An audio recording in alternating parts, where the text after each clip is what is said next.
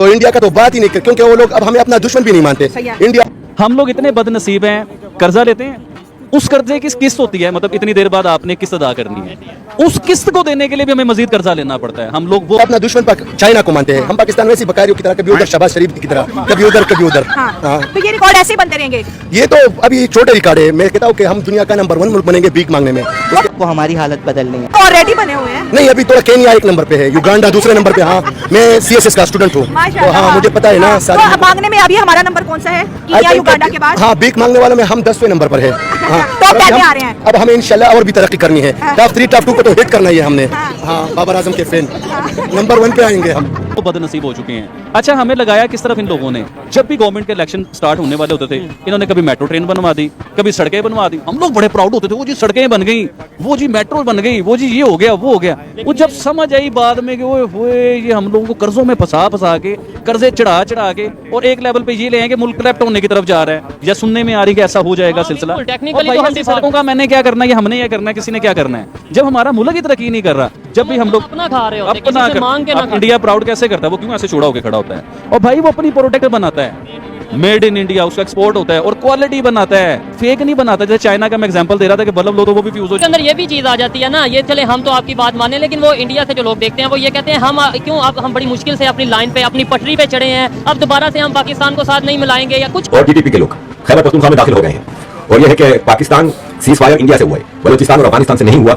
वो अभी इनके गले और लंबी मुसीबत आनी है। ऑलरेडी वहां पे जितनी तबाही हो चुकी है, उसके बाद अभी इनको और जो न्यूक्लियर के हवाले से चीजें हैं, और फिर सबसे बड़ा मसला ये हो गया है कि भारत ने अभी सस्पेंड किया है जंग को, जैसे कि मोदी जी ने कहा, खत्म नहीं किया, तो पाकिस्तान की शरारत का इंतजार कर रहे हैं। और शरारत छोटी मोटी तो हो ही रही है। आज भी सुना है पंजाब में काफी शहरों के ऊपर ड्रोन घूमते नजर आए कि, और जब होगी तो अच्छी तरह पता चल जाएगा पाकिस्तान को कि भारत इसका क्या जवाब देता है। तो बलूचिस्तान के हवाले से ज्यादा सीरियस सिचुएशन है, और बलूचिस्तान के खासतौर पर BLA ग्रुप ने कई प्रेस रिलीज इशू की हैं जिसमें कहा है कि हम बिल्कुल भारत के साथ हैं। अगर भारत पाकिस्तान के ईस्ट साइड से घुसता है तो हम वेस्ट साइड से अफगानिस्तान के साथ मिलकर पाकिस्तान का कीमा बनेंगे। तो पाकिस्तान के लिए सिचुएशन अंदरूनी तौर पर बहुत खराब है। इमरान खान वाले भी वापस शुरू हो गए हैं, तो और पानी उस पर अलग से मैं वीडियो बना रहा हूं, बहुत खतरनाक सिचुएशन हो गई पानी वाले इशू की भी। अभी दोस्तों देखिए, किरना हिल सरगोदा में मशरफ बेस, वहां पे पाकिस्तान ने सोचा कि किसी को पता नहीं चलेगा, और वहां पे पाकिस्तान का स्टॉक पाइल जमा था न्यूक्लियर बम का।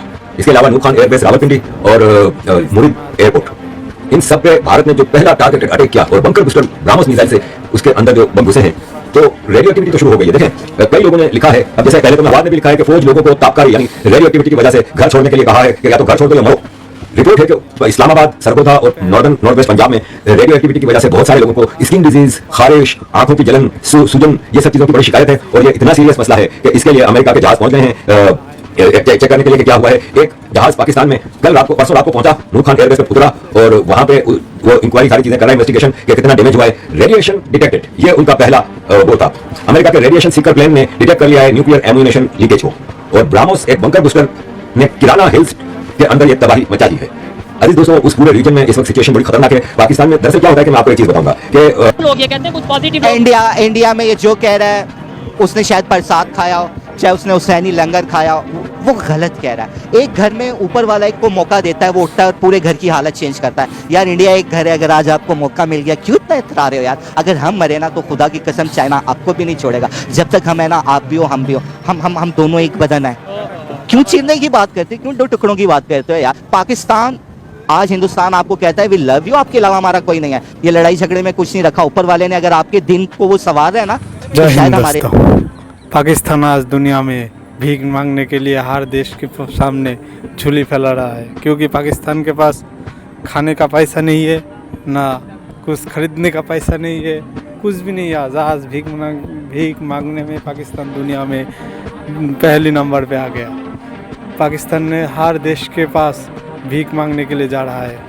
इसी क्रम में पाकिस्तान ने सऊदी अरब और IMF से लोन का भीख मांगा है। इस भीख की पैसा से पाकिस्तान टेररिस्ट को ट्रेनिंग देता है और भारत के खिलाफ भड़कता है। पाकिस्तान का हालत इतना ख़राब हो गया कि देश में इतना भूखमरी होने के बाद भी पाकिस्तान टेररिस्ट को फंड देता है, टेररिस्ट को मदद करता है, टेररिस्ट के साइड में खड़ा रहता है और भारत का धमकी देता है।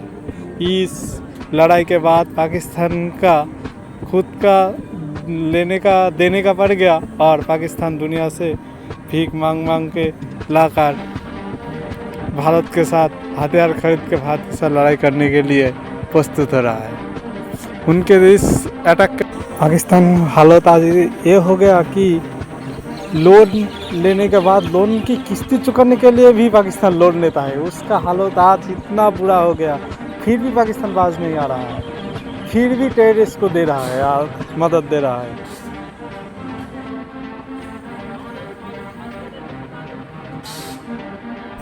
जय हिंद, वंदे मातरम, जय भारत।